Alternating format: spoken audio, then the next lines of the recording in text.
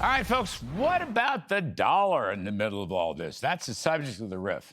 Now, today's disappointing employment report shows that private sector jobs have been essentially flat over the past 3 months. Manufacturing employment actually declined modestly the last 4 months. It's a stall speed jobs report, to use Chris Waller's phrase, but it's not a recession report. Business investment in capital goods and factory orders are booming.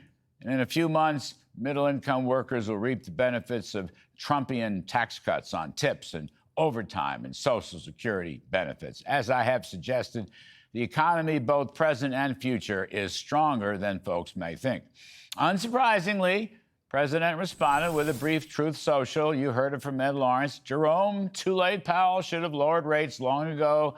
As usual, he's too late. Well, so hopefully too late Powell will get the Fed funds target rate down to 3% from its current 4.5%. Get it down there by the end of this year. But the bigger story, I think, is perhaps best summarized in the Wall Street Journal headline, Trump is making strides in his takeover of the Fed. CEA Chair Steve Myron taking a leave of absence in order to temporarily fill a Fed seat on the Board of Governors. And another Wall Street Journal headline, DOJ opens criminal investigation into Fed's Cook, issues subpoenas. That's right. That one tells the sad tale of Fed member Lisa Cook's alleged repeated mortgage fraud lies, which has caused President Trump to fire her. The upshot of all this likelihood that by the end of the year, there will be 4 Trump appointees in the 7-member Federal Reserve Board. In other words, a big change. And outlining what this major Fed change might look like is today's op-ed piece, published this afternoon in the Wall Street Journal by Treasury Secretary Scott Bessent. And the title of that one is The Fed's Gain of Function Monetary Policy. It's a very strong piece, no question. Basically, Mr. Bessent argues that the Fed's monetary lab experiments of the past 15 years or so have gone badly wrong. They badly overreached their remit by monetizing huge budget deficits, repeatedly erring in their forecasts, failing to keep inflation down, over-regulating, overstaffing, and over-politicizing. And in so doing, Powell and company have mangled Fed independence and credibility.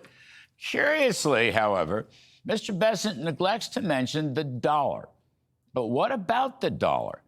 Now, strictly speaking, the dollar is the remit of the Treasury Department that Mr. Bessent currently runs.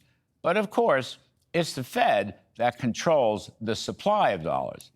I would argue a steady and reliable dollar is the key to achieving price stability.